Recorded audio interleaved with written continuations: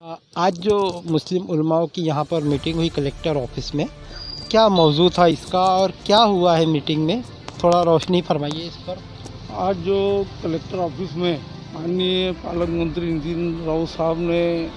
जो आज मीटिंग लिया, जिसमें नितिन गडकरी, देश के हमारे मंत्री माननीय नितिन गडकरी साहब और नितिन राउत साहब पालक मंत्री, इन्होंने जो संयुक्त बैठक लिया, जिसमें कोरोना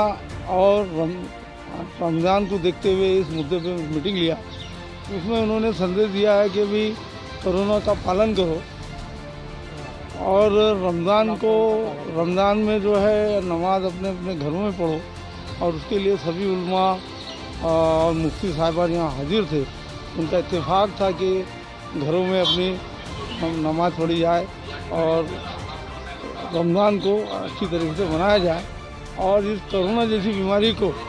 रोकने के लिए कलेक्टर साहब ने और माननीय पालक मंत्री साहब ने सहयोग मांगा है समाज से और सभी लोगों से कि भी कोरोना जैसी बीमारी जो है, इसको हम जब तक मिल के नहीं लड़ेंगे, जब तक इससे हम जीत नहीं पाएंगे। आज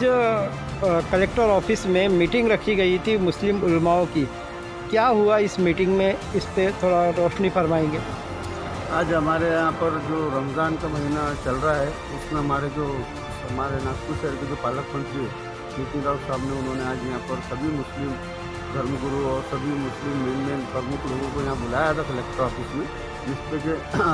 रमज़ान के महीने को लेते हुए कोरोना वायरस जो चल रहा है, उस पर काफ़ी देर तक चर्चा चली। उन्होंने बोला प्रशासन ने कि सभी भाई लोग हमको मदद करो, और प्रशासन पूरी तरह से अपने साथ में है, प्रशासन भी पूरी तरह से मदद कर रहा है। और सभी मुस्लिम भाइयों ने बोला है कि प्रशासन के हम साथ हैं, हम सब मदद कर रहे हैं और एक दूसरे को लेकर चलने का ये समय है, और सब एक दूसरे को लेकर चलने की बात करते हुए आज पालक मंत्री साहब ने आज मीटिंग। रमज़ान के ताल्लुक से क्या बातें हुई? रमज़ान के ताल्लुक से ये कि भी अपने घर में नमाज़ पढ़िए, रोज़ा अफ्तार का जो समय है वो समय पे ज़्यादा लोग बाहर ना जमा हो, भीड़ ना लगे, लोगों को अफ्तारी का बराबर इंतज़ाम किया जाए। जितने जो क्वारंटाइन एरिया है वहाँ पर सबको अफ्तार का ये खाने का इंतज़ाम किया जाए। सभी चीज़ों की बातों को लेकर यहाँ पर चर्चा हुई और सभी ने इसको अच्छे से अंजाम दिया और सभी ने कहा कि हम एक दूसरे की मदद करके इस रमज़ान महीने को अच्छी तरह से। आज जिलाधिकारी में हमारे माननीय केंद्रीय मंत्री सेंट्रल से और हमारे राज्य से नितिन राउत जी और भी दीगर महानगर पालिका commissioner, divisional commissioner, police commissioner और भी सारे अधिकारी पदाधिकारी थे, और शहर से हमारे मुस्लिम सारे गणमान्य लोग थे।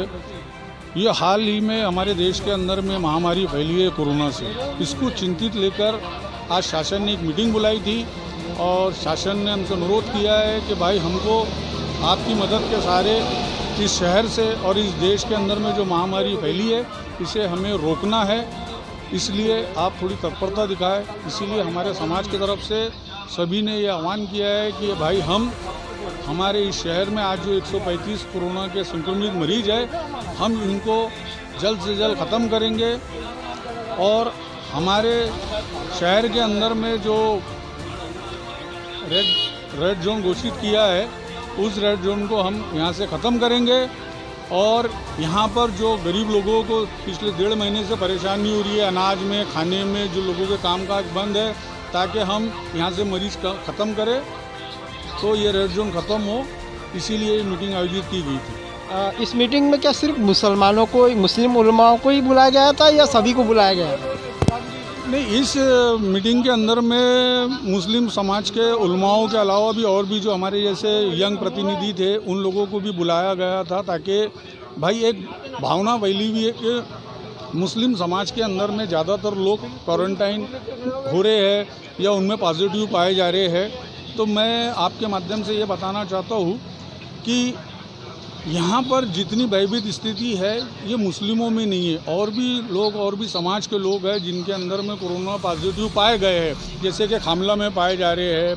और कामठी रोड के ऊपर में पाए जा रहे हैं, इंदौरा में पाए जा रहे हैं। ये सारी चीज़ें अफवाह है। इस पे अफवाहों पे मैं तो सभी से कहूँगा कि आप कोई भी ध्यान ना दें सिर्फ इस विषय पे ध्यान दें कि हमको हमारे नागपुर ज़िले के अंदर में ये जो रेड हो गया है इसको हमको किस तरीके से ग्रीन करना है, ताकि आने वाले हमारे जो लोग 1.5 महीने से अपने घर में परेशान हैं, खाने को जिनको परेशानी, तंगी है, मुसीबत है, वो अपने रोज़गार चालू कर सके और इस भयंकर महामारी, जानलेवा बीमारी जो ये कोविड-19 का जो बवाल चल रहा है और जिससे लोग कोरोना से पीड़ित होते जा रहे हैं, तो उससे बचने के लिए नागपुर शहर में कैसा इंतज़ाम रहना चाहिए और लोगों का क्या कोऑपरेशन मिलना चाहिए, लोगों ने क्या कोऑपरेट करना चाहिए जिससे हम इससे बच सकते हैं, इसके बारे में वहाँ पर चर्चा हुई। और जो लोग इसके जद में आ गए हैं उनको ऐसा लगता है कि हम ये आदमी के संपर्क में आए थे,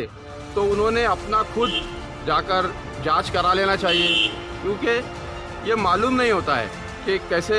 बीमारी चपेट में ले रही है। क्योंकि नागपुर शहर में बहुत सारे लोग अच्छे हुए हैं और बहुत सारे लोग अच्छे हो रहे हैं, तो इस बात को उन्होंने ध्यान में रखते हुए एक अवेयरनेस के हिसाब से, एक जागरूकता के हिसाब से, एक लोगों का कोऑपरेशन कैसे चाहिए, क्योंकि रमज़ान महीना भी चल रहा है और रमज़ान महीने में डिस्टेंस हमने बना के रखना है, हमने अपने घरों में नमाज़ पढ़ना है, हमें एक दूसरे के संपर्क में नहीं आना है और हमने जो भी उपाय योजना है वो करने के लिए यहाँ पर उसके बारे में उस पर चर्चा, विस्तार पूर्वक चर्चा हुई और वही मतलब यहाँ पर तो रमज़ान में इस बार का ऐसा रमज़ान है कि वो हमारी पूरी ज़िंदगी में कभी मस्जिद में ही नमाज़ पढ़ते थे, मस्जिद में तरावी होती थी, एक ज़्यादातर लोग जमा होकर शायरी करते थे, अफ्तारी करते थे, एक अफ्तारी का एक माहौल रहता था। पर वो आज हमको ये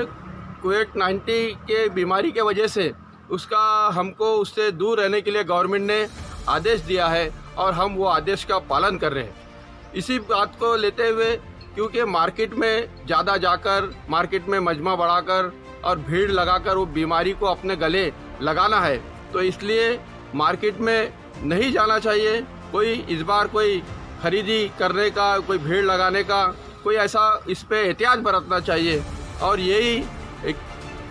इस बीमारी से बचने का सबसे अच्छा उपाय है और इस बात को ध्यान में रखना चाहिए। यही मेरा मैसेज है।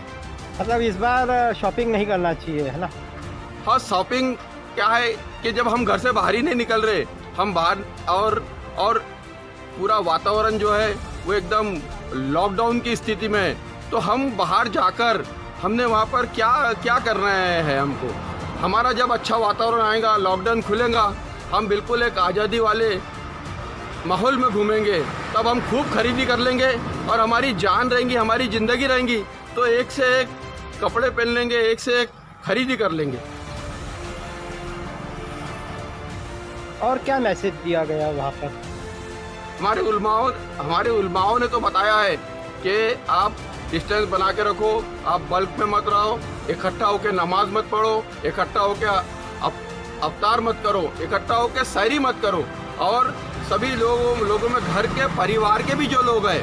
परिवार के भी लोग एक दूसरे से 3 फीट के डिस्टेंस पे रहे, ऐसा ही हमारे उलमाओं ने बताया और हम